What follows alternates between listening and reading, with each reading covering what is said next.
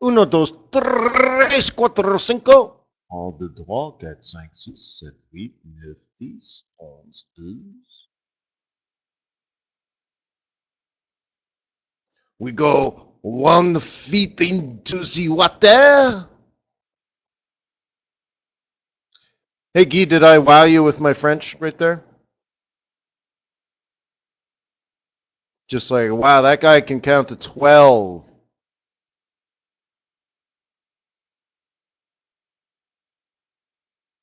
Actually, you know what? It was funny. I had first day of classes yesterday at Harvard and met my professor, right? And she's like trying to bond with students the first day. And she hears the first guy's name when he asks a question. She says, "Oh, what's your name?" He says his name. And she recognizes it as a Japanese name. So she starts talking to him in Japanese. And he's like, "Is that Japanese?" She's like, "Yeah." He's like, "Yeah, I don't speak Japanese." Which is not bad for a white lady, right? I did. I learned everything on Sesame Street. All right. So then some time passes and another person asks a question.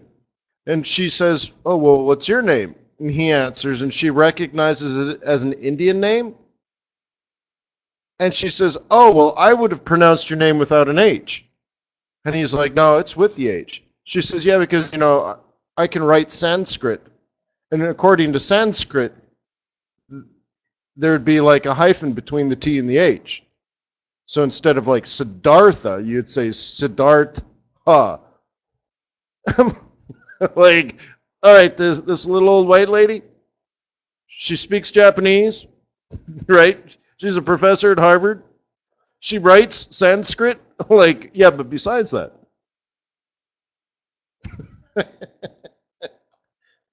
like, besides that,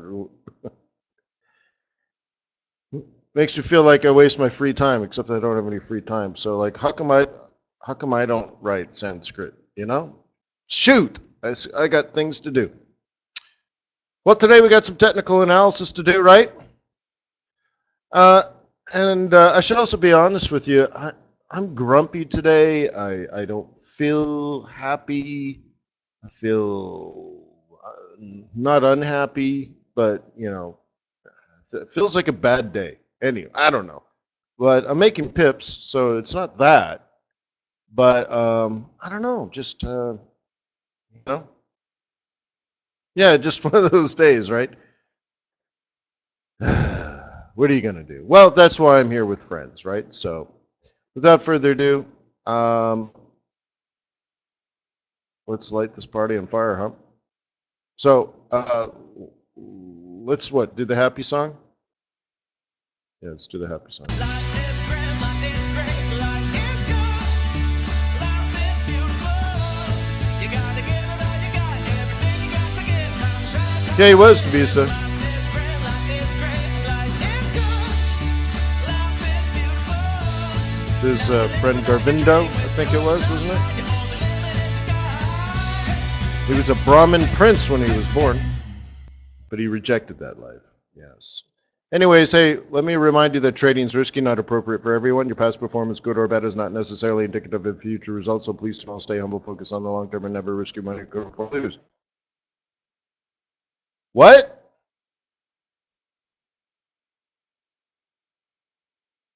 Welcome to Forex.Today. Let me remind you that the purpose of this presentation is education. This is not learning service. I'm not here to make trade recommendations, but I will conduct technical and fundamental analysis. I'll do so in real time, pip by pip, candle by candle, with the order of Brian and Gold, helping you put together trade plays with the New York trading session. If you're trading along with me using a demo account, then regardless of whether your plans are successful or not, you will have an opportunity to learn. Trading and investing is risky, not appropriate for everyone. Your past performance, good or bad, is not necessarily indicative of future results. Stay small, stay humble, focus on the long term, and never risk money you can over lose.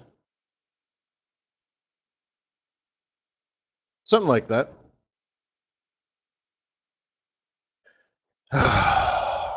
Just cranky, that's all.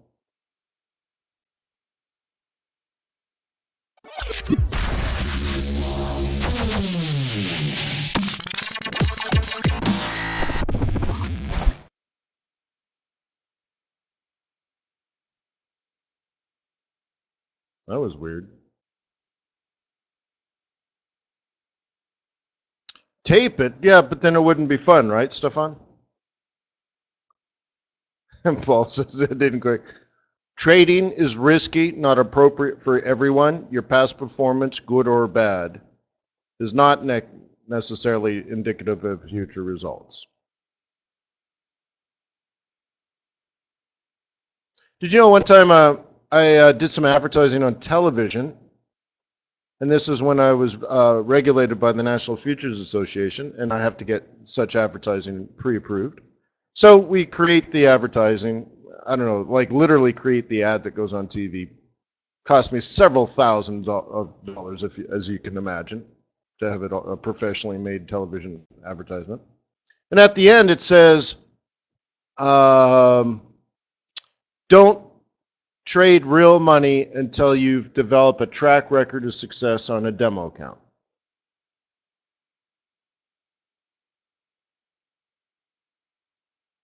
That sounds reasonable, right?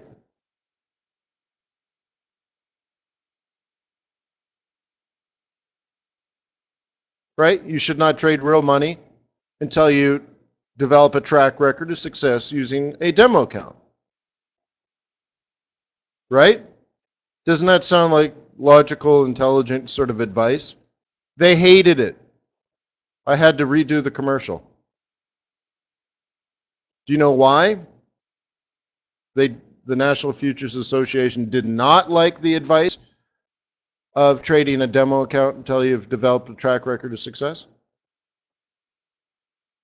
Because that's past performance.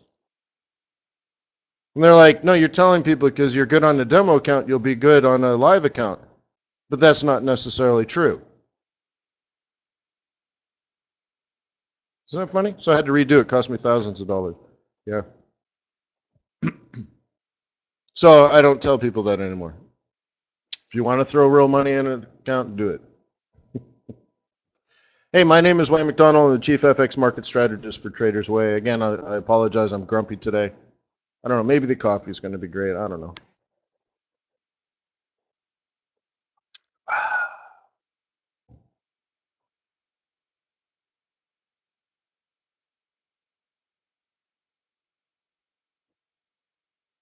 I do thank the people that emailed me worried about my friends that don't have jobs that we talked about yesterday for some reason. No. It's not that they're unemployed. They don't work. They don't need to work. So anyways. But anyways, thank you for your blessings. And their blessings. I'm sure they'll be very happy for your concerns. Yeah, it's 7:40, which means my one buddy golfs as much as he can, so he drops his kids off at school and then he goes golfing. That's not unemployed. That's ridiculous. So anyways, Chief FX Market Strategist for TradersWay. We're really good. We're really kind. We'll treat you right. We won't screw you over. We won't manipulate things like many other brokers. We love you, man. We want you to succeed, and that's why I do these sessions with you every single day, Monday through Thursday here at Forex.Today, and every Friday at FX Street. Hey, does anyone here live in the Middle East?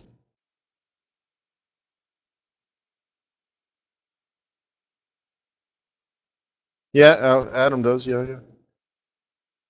I got this idea yesterday about the Forex Trading Expo that they do in Dubai. So I sent the VP an email, and I hope he responds favorably, and then I need to reach out to FX Street. But I thought they're doing their event, the Forex Trading Expo in Dubai, on the first Friday of November. Well, what happens the first Friday of November besides that event?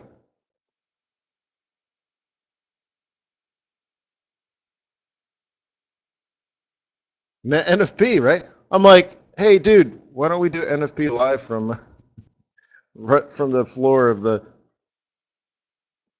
Forex Trading Expo in Dubai? Let's just have a huge online contingency, a huge offline contingency. Wouldn't that be neat?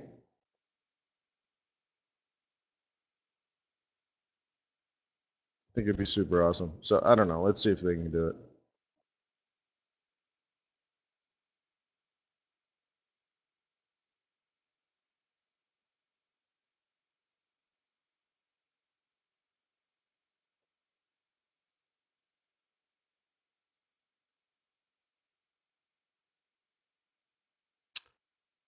All right. So, all right, you should be able to see charts and stuff like that. Hey, Damoth. Damoth, you're probably in here, right? Where's the D-man? There he is. Can you put a photo, an image?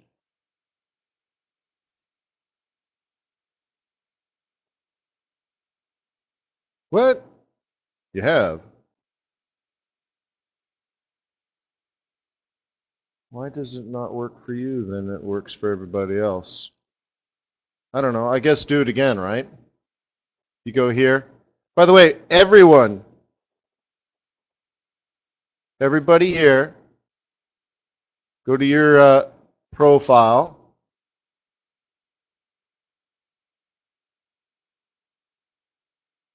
And you can change your photo. Or if you don't have one, it'll probably say update it. Just try loading a different one. Maybe you're uploading a file a file type that just is unacceptable. Whatever. Please try it again.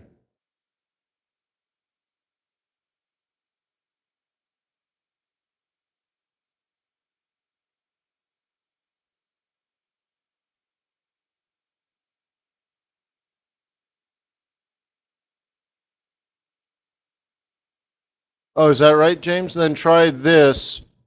Double check in your profile settings your email address.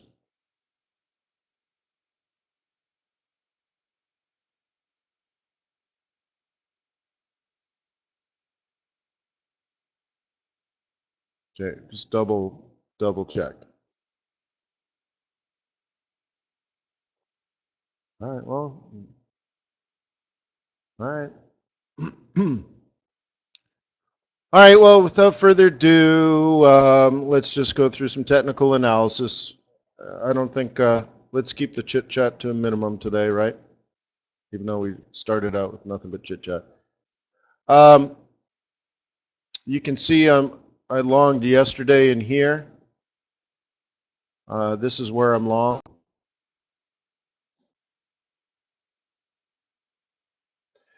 And so let's try to recreate it. What was going on? Well, yesterday's low. Well, first of all, am I bullish on yen pairs or bearish on yen pairs?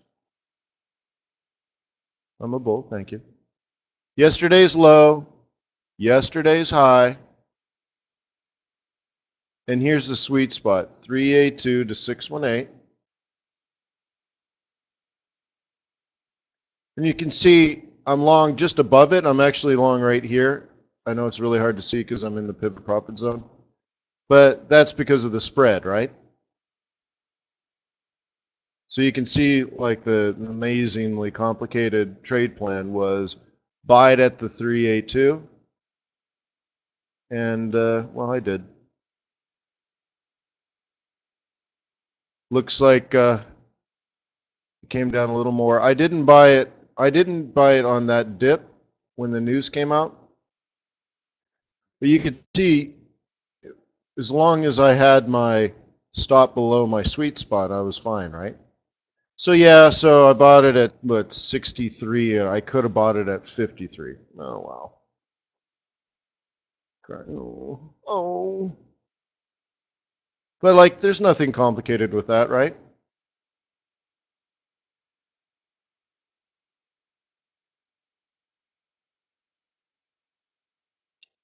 Yeah, no, I'm not getting out. There's no limit to the amount of profit I'm willing to accept. Right, Adam? There's no limit on the amount of profit I'm willing to accept. So my stop's at break even, and you can see 2, 3, 4, 500 pips above me. There's no limit. So if it wants to go to 90, I'm cool with that. Right? Another example of that on this platform is this one. All right, so my entry is here at 73, and we're on our way to 75.50. Okay. Now, a more active account, you can see that, you know, there you could fold all kinds of new positions in here. You could literally be long 3, 4, 5, 6 times on this pair, building a portfolio.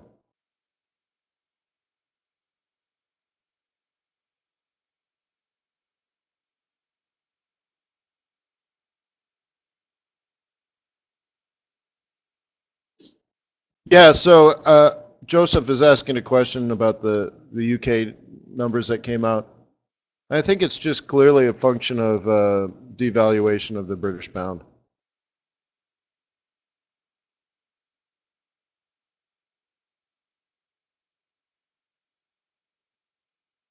Yeah, right? Oh, Shug's got 5 trades on this Kiwi yen. Good job. So if I were you, what I would want is stops at break even on every one of them.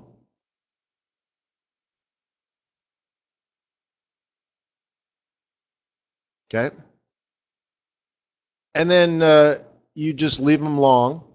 I don't know where you're in and stuff like that, but if you recall, we didn't even talk about folding these trades long.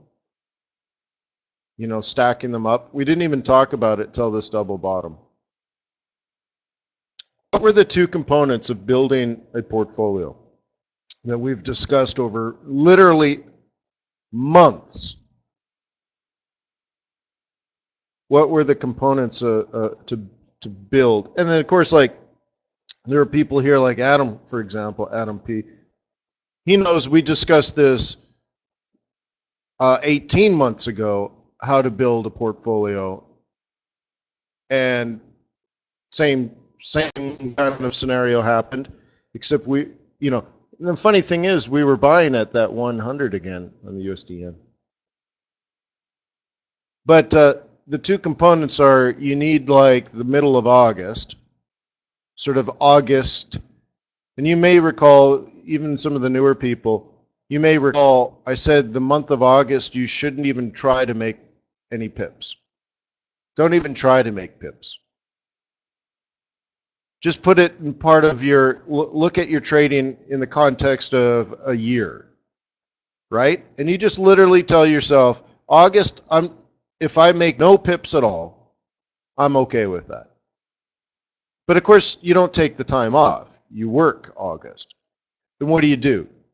You enter a trade long in the direction of a trend.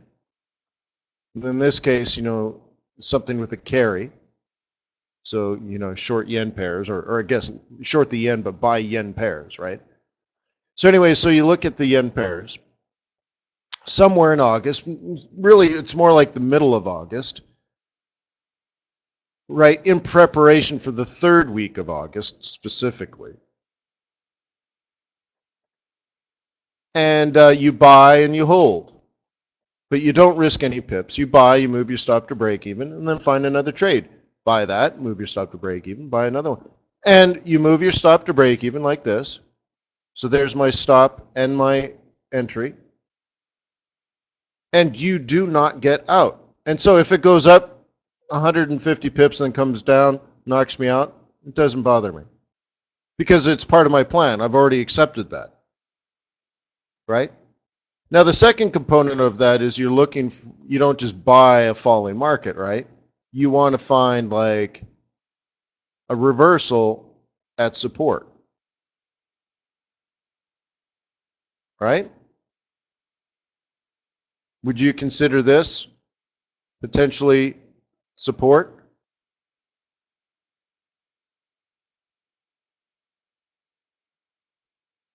Yeah.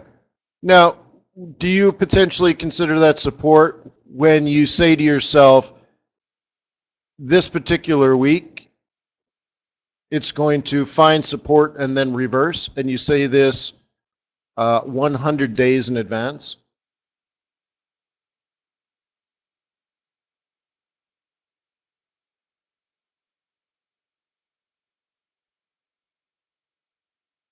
Makes it a lot easier, doesn't it?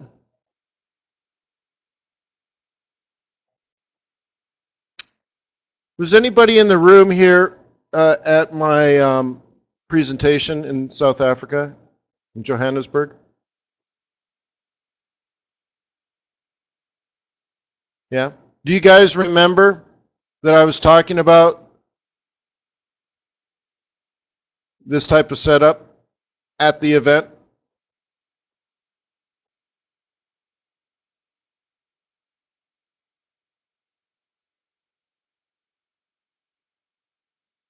Yeah, which is cool, right?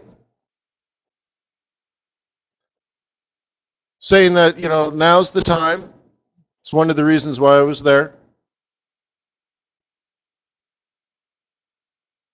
And you know, if you look at like the major yen pairs, like the yen crosses, like Aussie yen, CAD yen, even Kiwi yen, Euro yen, even pound yen. Do you know since I did that event in South Africa, which is about 3 weeks ago now, they're up probably an average of 500 pips each. That if you had just bought, one time each of those, you could be up, let's say, 2,500 pips. And the interesting thing is, we were talking about, this when to scalp and when to swing, right? Weren't we talking about letting your winners run? That's how. And I even did a video, guys, 6 months ago. Search YouTube. How to get filthy, stinking rich trading Forex. I mean, I don't know how else to get how to be more clear, I guess, right? So now we just hope this all sticks. So what do we have coming up to worry about? We have the BOJ, we have the ECB, we have the Fed rate hike, we have an OPEC meeting coming up, right? And I'm missing one. I can't think of it. What else do we have at the end of September? There's one other thing. Oh, how about the first presidential debate? Isn't that like the 26th?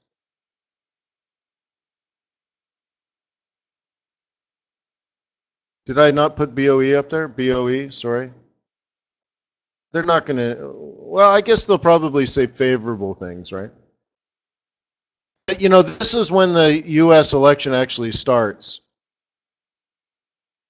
This one, the Prez. Whoever wins that presidential debate wins the election.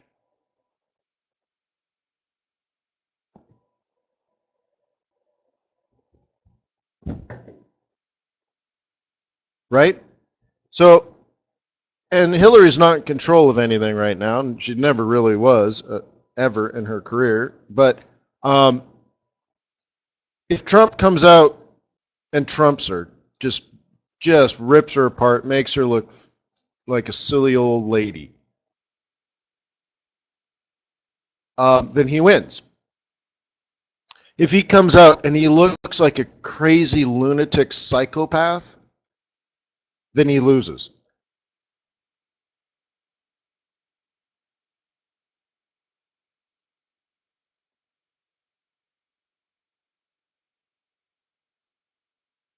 You know what I mean? No, but seriously.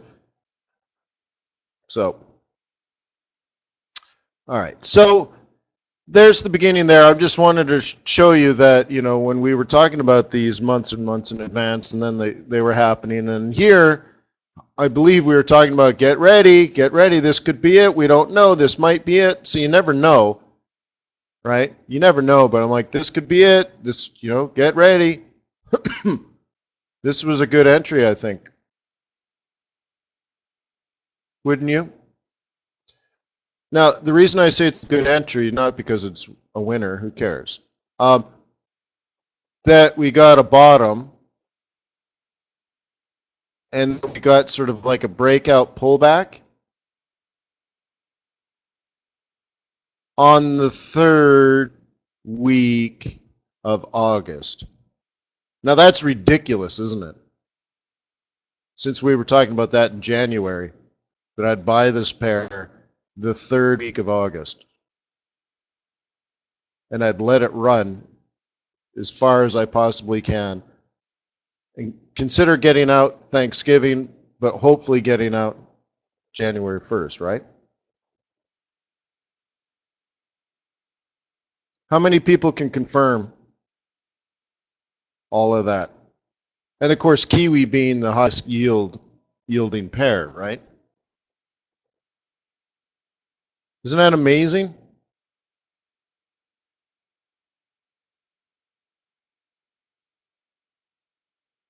Get rid of Live Squat, Ed, and use tradethenews.com.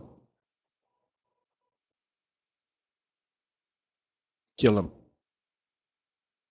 Hang him high for all to see. So anyways, I'm trying to put that into your pipe so you can smoke it. And just like, you know, these things can and do happen.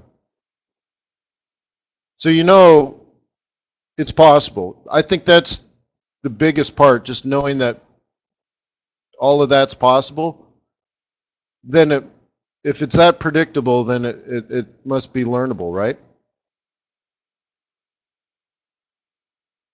That's what it is. It's not voodoo magic. Did you guys see the solar eclipse today?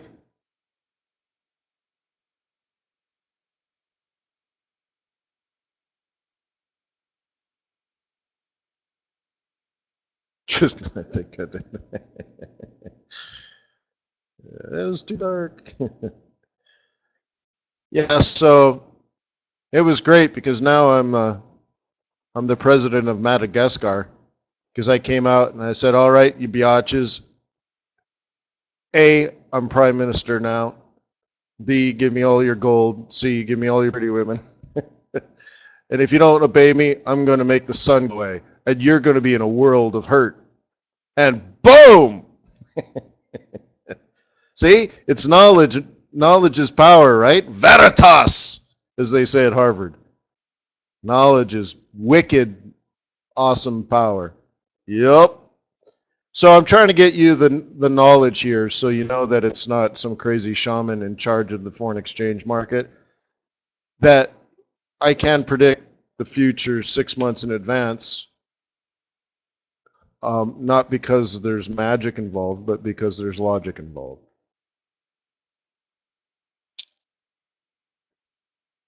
Okay, all right. So what do we do here? Well, obviously we got non-farm payrolls coming up tomorrow. And anything not bad is going to be good. And why do the yens move? How about this? Just we'll just take this random thing. Based on the U.S. economy alone, we're not even worried about dairy prices or the Bank of Japan in this Kiwi yen pair. Just based on the Fed, why do these yen pairs go up right now? If the Fed's raising interest rates, because I get traders all the time. They say, Wayne, interest rates are going up. The stock market's supposed to crash, right?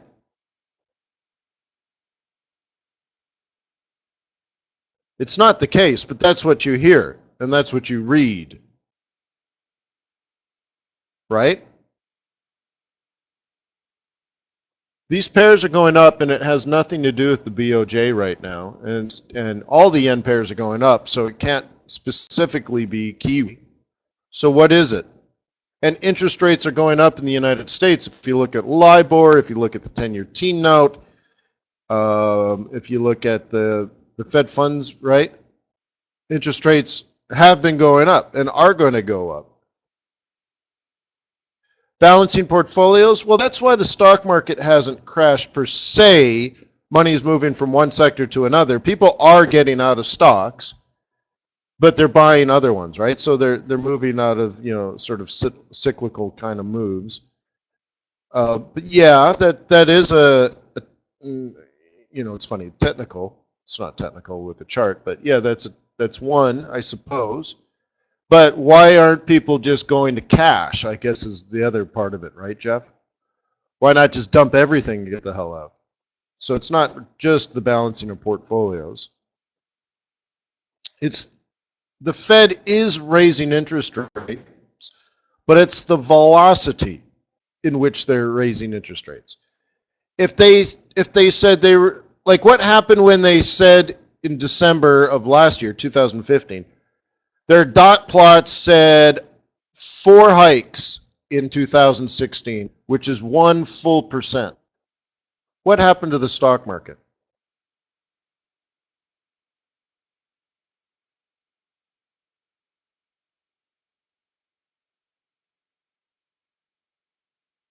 It dropped 10%.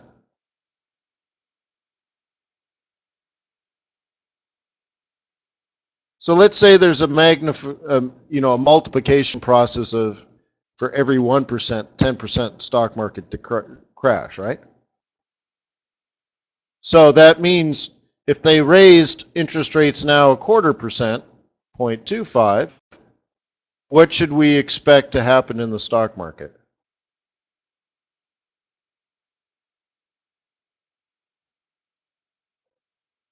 Don't say down.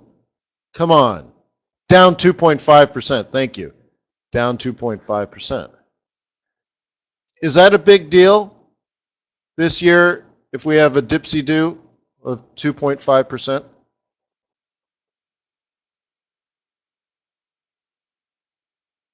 It's not a big deal at all, right? That's a bad day. That'll probably happen over the course of a week, and then people buy it back up, right? That's one way of thinking of it. And why does it recover? Right? Low for longer.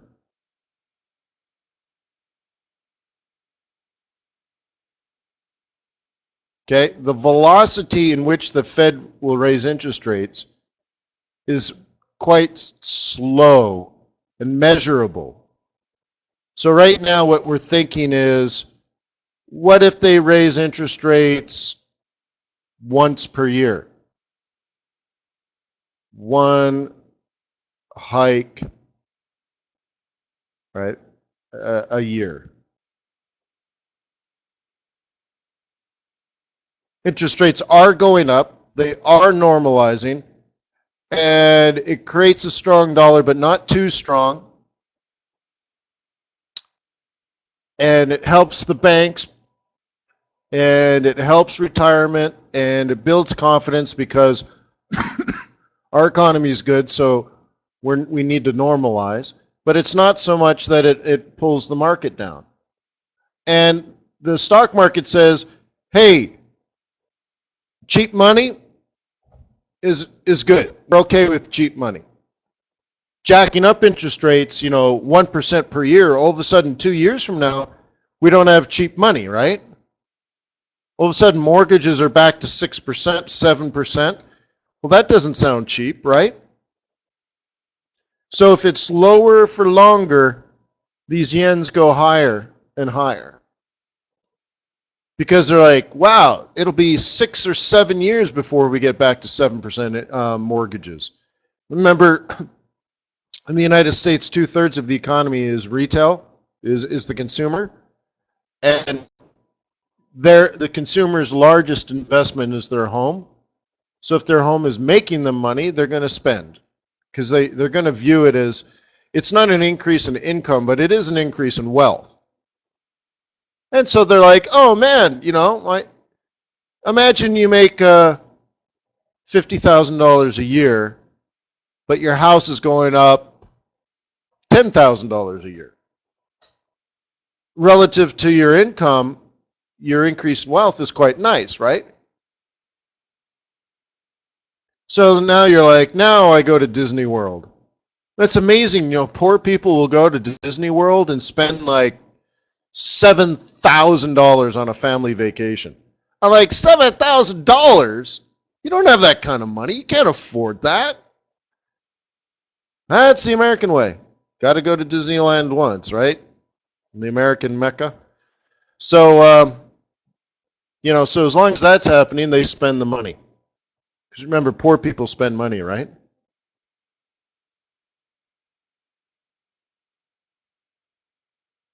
Right?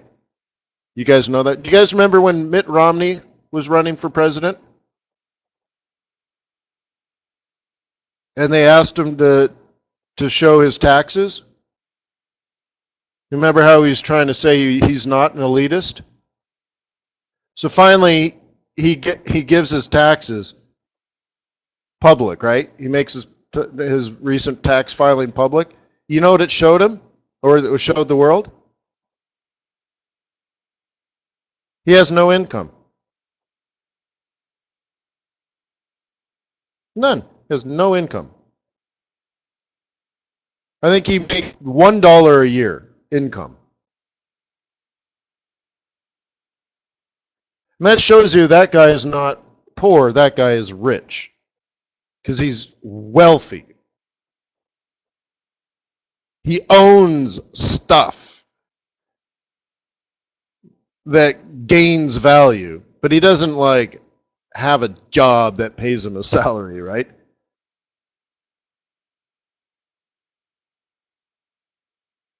It's not income, it's wealth. There's a difference. Okay? You go every day to your job and put it this way. You make a guy you go to your job and just for the basic balance sheet to work if you want or cash flow statement to work, if you make $33,000 a year, you must produce for the company at least $99,000 a year. Let's say 100 grand. If you can't make the company 100 grand, they're actually losing money on you and you're fired. Get the hell out. So by definition, your job is to make other people wealthy. Well, if you just owned the company, you don't even have to go into the office. You see what I mean? See, if you own a company that had 1,000 employees and they work like dirty dogs, day and night, day and night, day and night, and then you own the company, you don't even go in the office, you don't even wake up, but you sleep until 10:30 in the morning, and then you like to work out before your light lunch and then your yoga session. And then at least once a month you go on a vacation somewhere, right? And it's great. But you don't have a job and you don't have income, right? You're not doing that because you make, $62,000 a year, right? Plus, 14 days of vacation per year. So anyways, I want you to get into your mind somewhere that there are times where as a currency trader, you want to focus on wealth and not income. And we have talked about it probably 4 years in a row now. I've been doing the same speech. That this time of year, in particular the third week of August, and the week or two leading up to that week, that you consider your trading purely wealth building and not income. Now, scalping 25 pips is income. You scalp 25 pips, good job. Now do it 7 or 8 times more. And then do it again tomorrow. And then do it again on Monday. And then do it again on Tuesday. And then do it again on Wednesday. All of a sudden, it's really hard work, right? Going in the office, finding 8 trades worth scalping. And hopefully, if 6 of them are profitable and 2 of them are losers, that means 4 of them go into your pocket. You see what I mean? Because 2 of your losers cancel out 2 of your winners. So now you got 4 that are profitable out of the 8, basically, right? And you do that the rest of your life until you're so terribly old, you can't see your screens anymore. You're like, I can't see the screen, right? So your face is like stuck to your LCD. You got giant Coke bottle glasses, and you're still scalping. Or like A week and a half ago, I bought the Kiwi yen, and it pays me every day. Not only if it goes up, do I make pips, but every day I get paid income. Now, it's not a lot, of course, because the spread's so small. But it used to be like you'd make like 10 pips a day in interest. The interest payment was like making 10 pips a day. I'd like make 10 pips a day forever, just in interest, right? So anyways, can you imagine though, if you had 10 of these trades open, and every day it goes up 50 pips, you make 500 pips.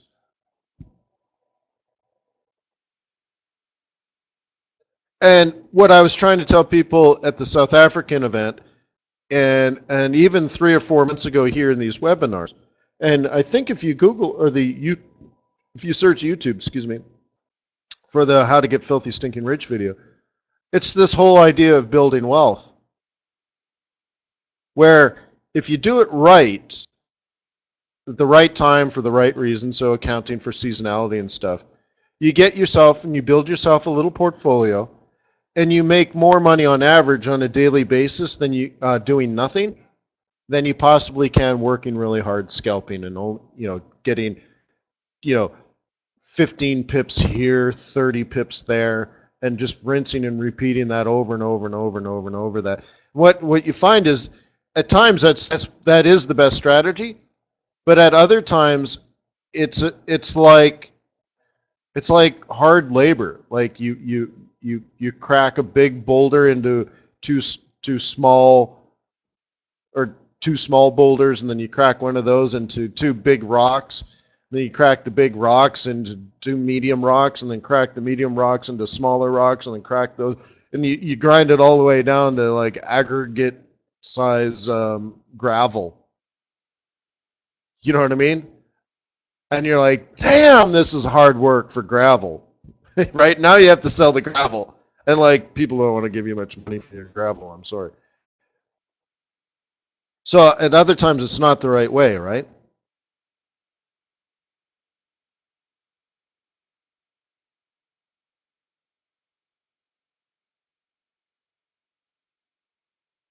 All right. So anyways, Miles says he also suggested one account for long-term trades and another one for short-term. Yeah. Just that's sort of to help you mentally, Miles. But yes, I did recommend that on several occasions, right? Yeah, the funny thing, James, is people pay more for the boulders than they do the aggregate. It's actually easier to make the boulders, right?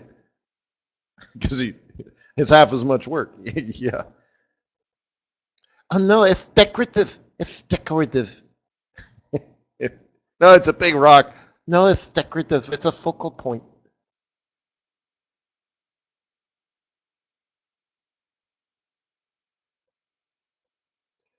Oh, so Miles, all right, so why? Let's go back to this other thing. Miles says, why? Well, let's revisit that then.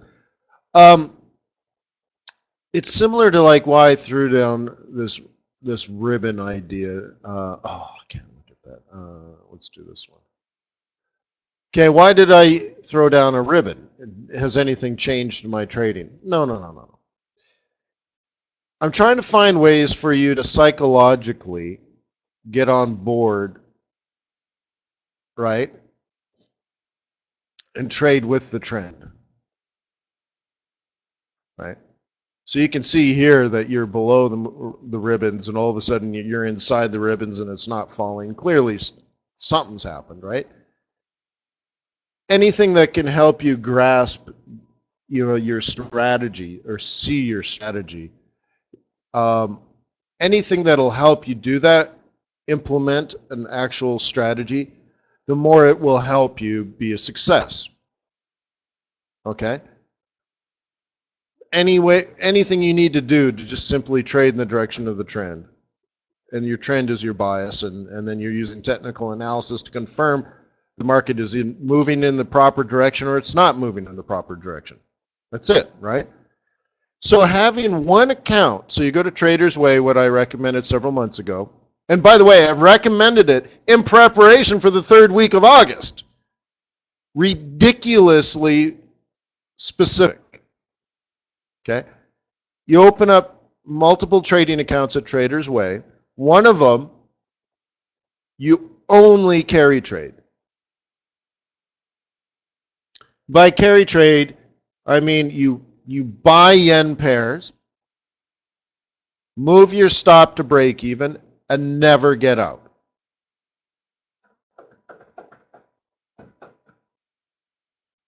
Okay? Long in August, take profit in January. Okay? And then so you might only make one trade per day because you don't want to like have losing trades. And then once that one is up, let's say 100 pips, then you find another one, and another one, and another one, another one, that kind of thing. But when you open the account, you already know what you do. So there was about a month where most of my webinars focused on intent. That's why we had that topic. So while the charts are loading, so you're like, okay, boot up this account. You say to yourself, this is my carry account. I am going to buy a yen pair. And the charts haven't even loaded. You haven't even looked at the moving averages. You haven't done anything else, right? How many accounts can you have? As many as you want, Andrew.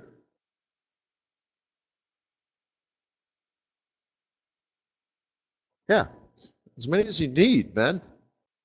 So anyways, the idea is you already know what you want to do. You have intent. Now, you don't know if you have the opportunity or the price or the market conditions to carry out your intent, but at least you're not going to your charts looking for a trade. Do you understand?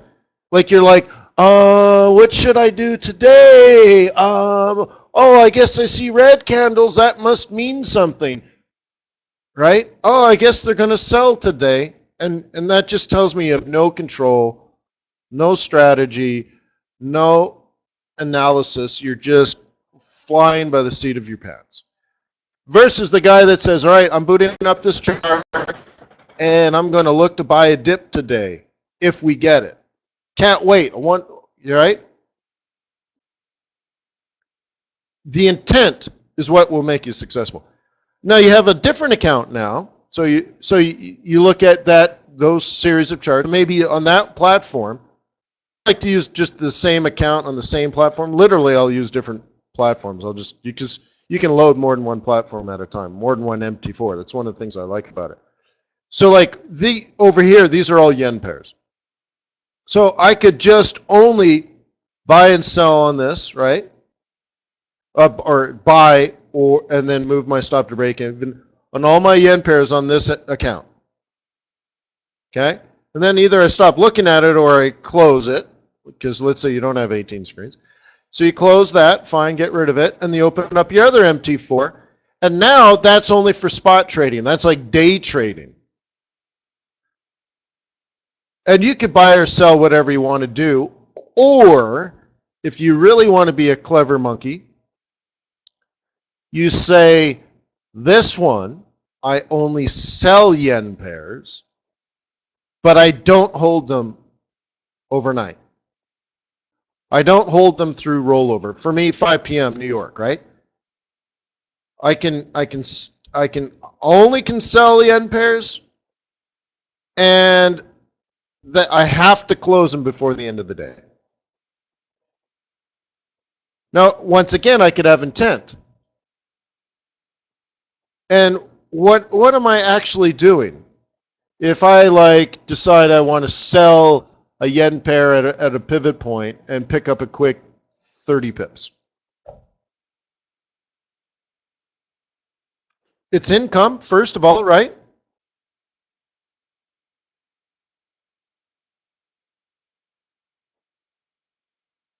Yeah, James says, you can point out that there's an easy way to switch accounts, but I don't like doing that. See, again, I'm doing all this for mental focus and a purpose.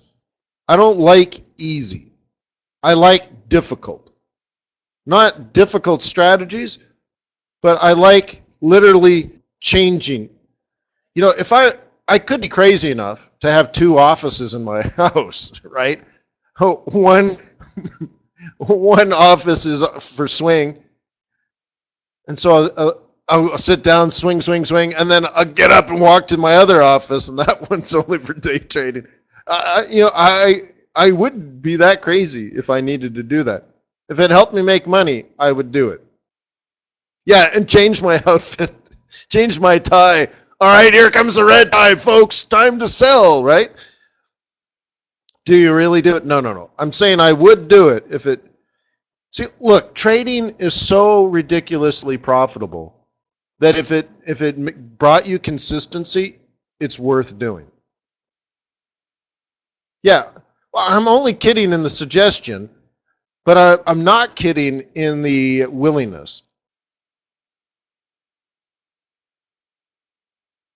Okay. So imagine though you're firing up. Maybe you only carry on a laptop because now you only have one screen, but then on your big computer you day trade, right? So if you're only now selling yen pairs, if you're only selling yen pairs on the short term, that's income driven. So you would only short if you were at resistance and you saw weakness, right? So you still have to be smart. You're like, okay, I see the resistance, but I need to wait for the double top and the drop. Not just because it's a reversal pivot point. Who gives two hoots about your reversal pivot point? A reversal pattern at a reversal pivot point is something you need to pay attention to. What? So they're like, okay, well, that I'm going to take. So you sell it, but you have rules of engagement for this. You got to get out before 5 p.m. Why?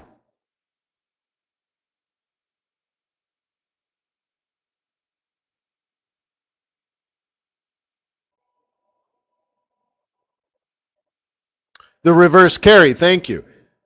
You will actually be charged for your loan because that's what you're doing is you're borrowing money, and at the end of the day you need to pay interest on your loan. That's what a rollover is. They say, okay, day is over, pay interest.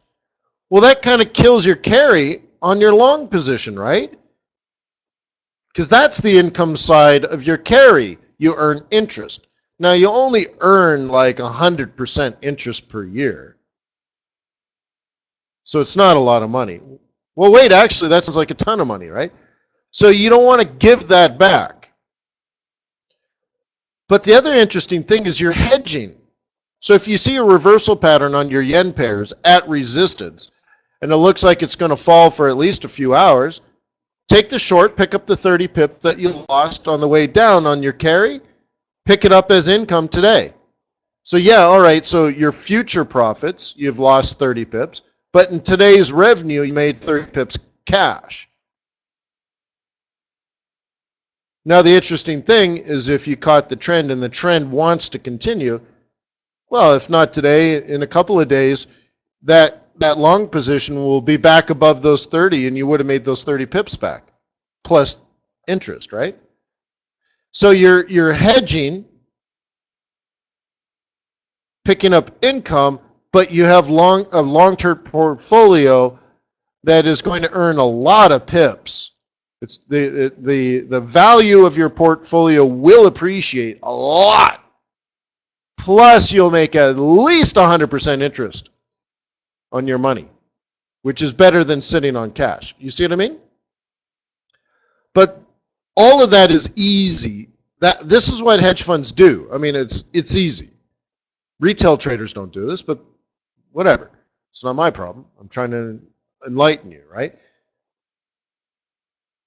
So the important message here is the intent.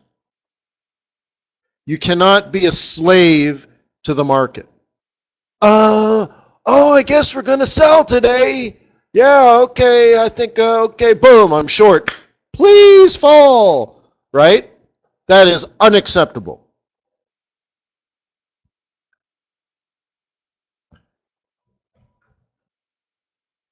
Okay?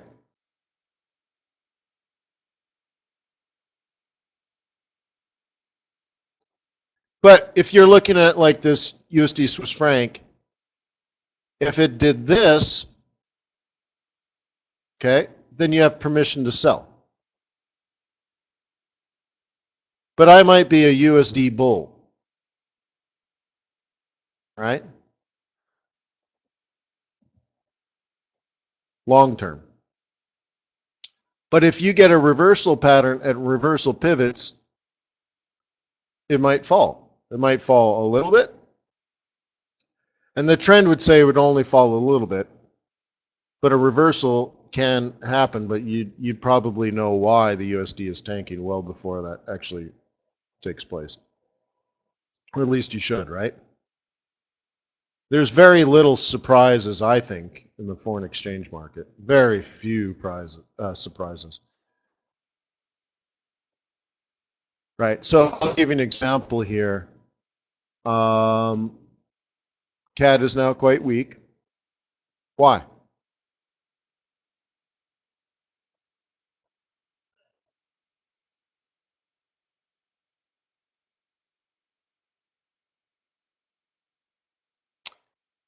Do do do do do. Do do do do do do. Do do do do do. Okay. His oil's coming down. But we know, we know. We know weeks in advance that it's coming down, right?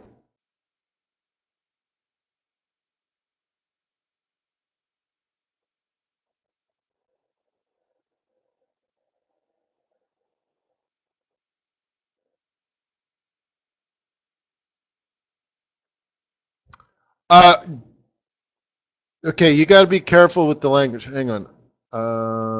Jobless, everything's on cue. A little bit better than expected. So we had a pretty okay Challenger report, and our weekly jobless claims are slightly better than expected. So this all points to a pretty good NFP, and ADP was pretty good. So if you're building your model, yeah, you don't have ISM services, but the numbers look like we're going to have a pretty decent NFP. So we just got 263 on that. Okay, so I'm very picky on language. We need to be careful, and then we'll go look at the trade. What about the Mexican peso? Are you still a bull? Earlier this week, you forecasted a big fall. No! Be careful with the language. Listen, very often at the beginning of the month, based on repatriation flows, the Mexican peso can get strong. That is not a forecasted big fall in USD Mexican peso. Be careful. You need to understand the language. Don't paint yourself in a world that's too simple like that. Oh, I bought peso because Wayne told me so. Okay, let me tell you right now, and I'm going to exaggerate for effect because you might be new, and there's lots of newer people listening. If you listen to what I say with the anticipation of me telling you what to do, then you're a fool. Do you understand? Is that clear? If you're trying to like interpret my message as signals, did Wayne just say, sell the Mexican peso? Then you're a fool. And that'd be a disappointment to your mother. And if you love your mother, you'll listen to me now. I'm trying to share knowledge, not a trade signal, right? So what I'm sharing with you, and it will be a fact, that approximately $2 billion moved to Mexico from the United States, which can strengthen the Mexican peso, no doubt. This will be more effective when the US dollar's weak. Do you see what I mean? Now, if the US dollar's ripper strong, and the Mexican peso gets strong at the same time, then nothing will happen. So on and so forth, right? Flat at best, but you know, the US dollar, I mean, $2 billion against the US dollar when the dollar is strong is nothing. I got chunks of corn in my, oh, forget it. But anyways, 2 billion against the US dollar is nothing. Nothing. Absolutely nothing. Right? But $2 billion when the US dollar happens to be weak is significant. Yeah, so if you trade it against something else, if you see the dollar's weak, yeah, Mexican peso yen, for example, might be great. Okay? Not all brokers carry crosses like that. Okay? So here's the knowledge, guys. Currently, the trend is that $2.1 billion flows from the United States to Mexico. That will happen this month. That will happen next month. That can have a positive effect on the Mexican peso because the money is flowing from the United States to Mexico, right? From the United States to Mexico. Or let's do it this way. Let's try it this way. North and south. Okay? From the US to Mexico. Just based on that trade alone, what happens to the US dollar when money flows from the United States to somewhere? Value goes down because the supply of dollars in the open market globally, the interbanking system in which we trade, the supply of US dollars goes up. Now, in this particular trade, what are investors demanding for their supply of US dollars? Mexican peso. So when demand goes up, what happens to of the value? Up. So an increased supply should weaken the dollar. An increase in demand should increase the value of the Mexican peso. So very often, around the first of the month, you can see a downward move. Now, in this particular month, that might be it. Right here, that might be it. That's it. 2.1 billion already absorbed by the US dollar. In this case, what happened was down and then boom. Because there's more going on in the world than that $2 billion trade. But if the dollar happened to be weak anyways, then you get scenarios like this. It could be for 1 day, it could be for 3 days, it could be for 3 weeks. I never know. Because really what happens is it depends on what's happening to the dollar. Okay? So if you sell only because you expect the Mexican peso to strengthen, then I think that's terribly foolish. But knowing that this is the last day of the month, okay, and we started the day bullish and we ended the day bearish, I think that could have been part of that repatriation flow. And it may already be done, or if you're planning, there's your second chance, right? That's too many, right? All right, here we go. So your plan may be to, okay, we had this move. Where's the sweet spot? 382, 50%, 618. It's not perfect, okay? You can still have a plan like this. Okay? But I'd be cautious if I saw like the euro dollar falling or the USD yen rising, right? Because what does that mean?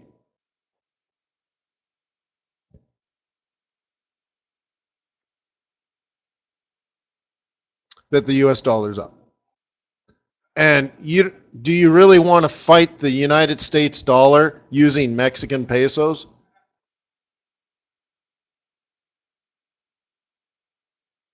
Right? So, okay, so I made a big deal, but again, language is important, right? You can never say, oh, I did something because Wayne told me to. I didn't tell you to do a dang thing. And you'll never hear from me, or usually, I shouldn't say never, but I don't usually have it in my language where I say, there's going to be a crash, there's going to be a big drop, there's going to be a, because I've been here for so long and I'm so old that all that drama has disappeared. There's no drama. We just make money. Okay? So there's no giant crash. I don't get caught up in the hyperbole or the I don't know. I don't know the news. So, anyways, let's move on to one other topic. I mentioned it earlier. What are the components of your NFP model?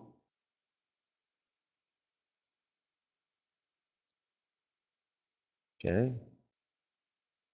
Weekly claims.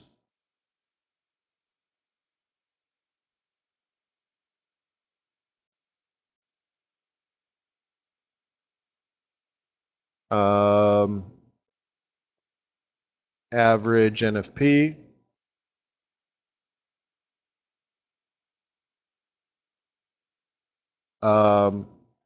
Trend in ISM services.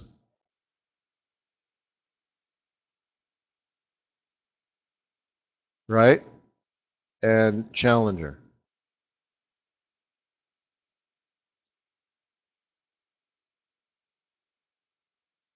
That's enough for a reasonable model, right?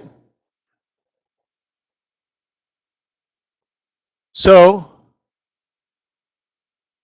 weekly claims have been on trend, and today's weekly claim just slightly better than average or than expected, and exactly the 4-week average.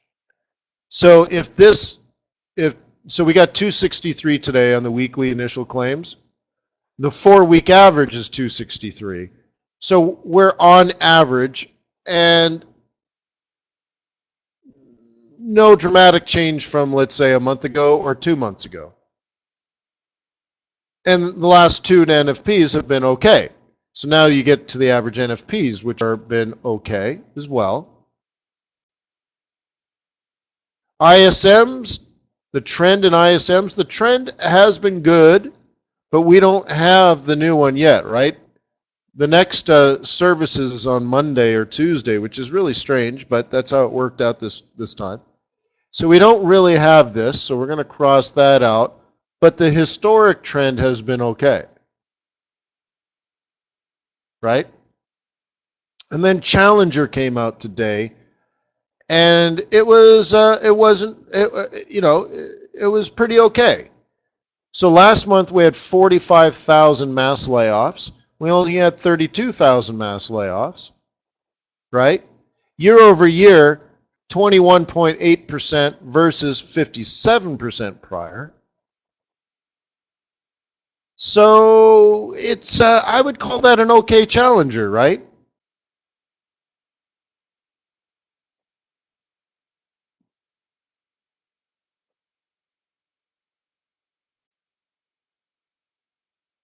Right? So I say we get, based on those numbers, it's not my opinion, based on those numbers, I would assume a pretty decent NFP, right? Let's say low end 180, high end 280. And if that happens, green light for a rate hike by the Fed, right?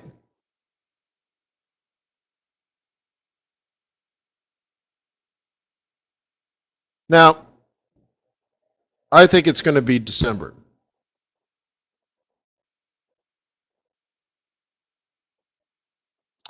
But that doesn't matter at this point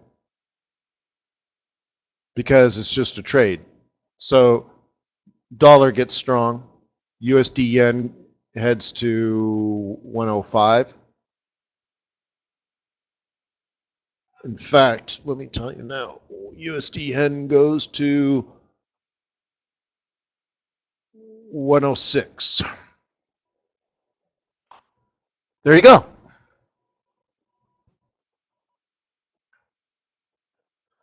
Well, be careful with the language. Miles says, so prepare for a USD crash. Well, once again, I wouldn't use that language. I would say for those that are front running a September rate hike may be disappointed and would have to exit that trade. You call it a crash, I call it profit taking. Some people may front run just the idea that the Fed could raise interest rates in September. So if they could, if it's a possibility, why wouldn't you trade it now? Short the euro dollar, what do you care? Sell the euro for crying out loud. What do you need, like an invitation? Right? And then guess what? They don't raise interest rates in September. Probably, well, for two reasons, right? Some people will tell you it's the political election, and okay, fine. I don't, yeah, okay, yeah. Fine, great. They're supposed to be impartial to this stuff, but we know in the real world they shouldn't be. But do you remember yesterday I spent like 15 minutes explaining why GDP is going to be surprisingly good in December?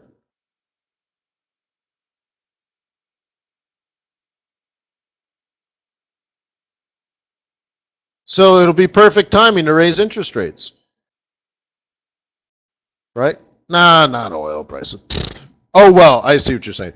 Yeah, well, one of the reasons is we measured a 50% decline in oil prices. That goes into GDP. This year, we don't have a 50% decline. We have a 100% increase.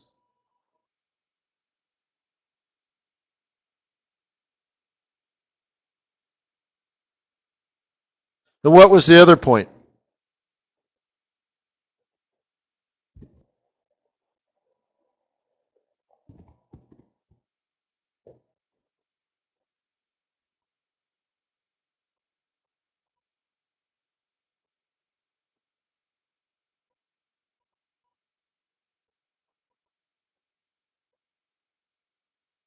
Well, the impact is on inflation,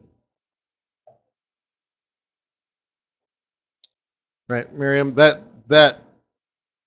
is what impacts the inflation. But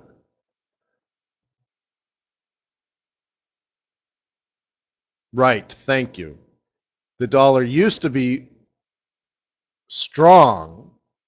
No, strong, Ryan, backwards. The US dollar was very, very strong. Euro dollar dropped 3,000 or 4,000 pips, right? And that kills inflation. That's an inflation killer.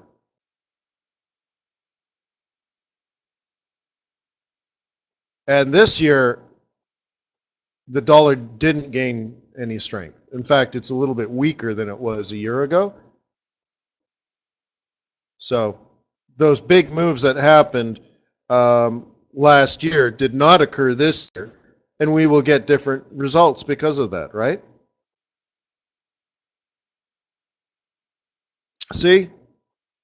Just a little bit of forethought, right, guys? Can you feel like you're on your way to being smart money?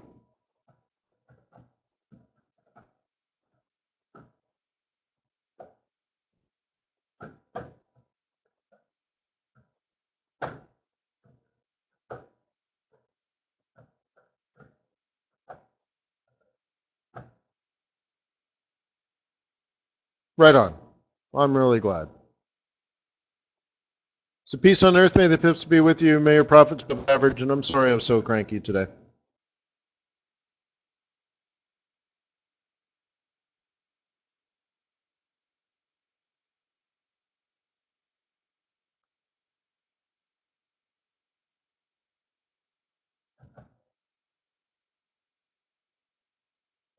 Jeff J., where are you from?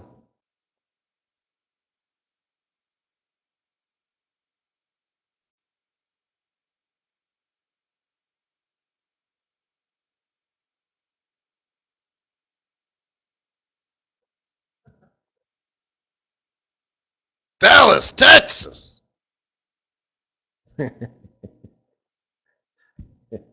Right on.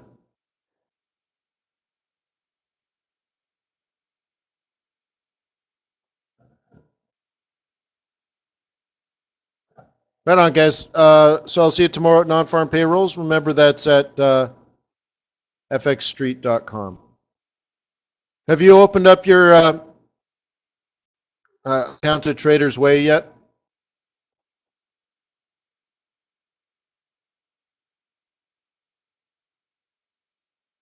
Yeah? Come on, guys.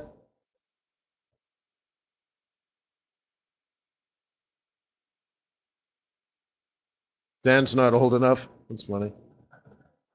Come on, guys. At least a demo account. How about my 300 new friends in South Africa? It's not asking much. Yeah, right on. Thank you, Banks.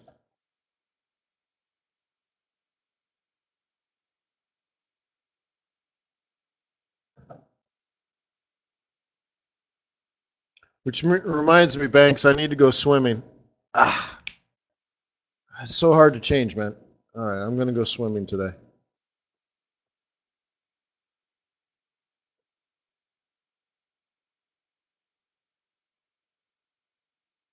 Got to change my evil ways.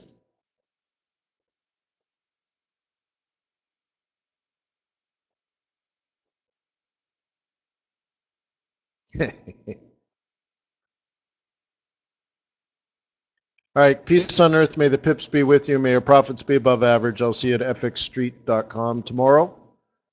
Do you need the link for registering? All right, FX Street.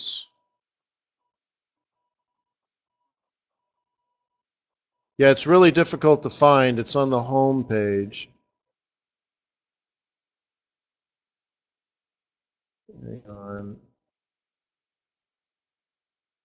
Wow. I have to, oh, they forced me to look at that? Nice. All right, here it is. The 124th month.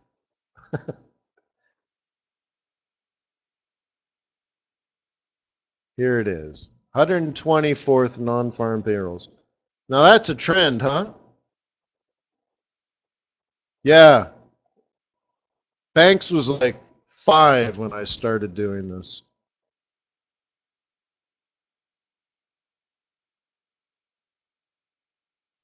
Actually, that's not far off. Maybe 10. Yeah. Don't! Hey, at least now the young girls know. So yeah, all right, sign up. 124th month. Cool. It'll be good to see you guys there. Little whoop whoop. So once again, I know I said it 3 times, but it never hurts. Peace on earth. May the pips be with you. May your profits be above average.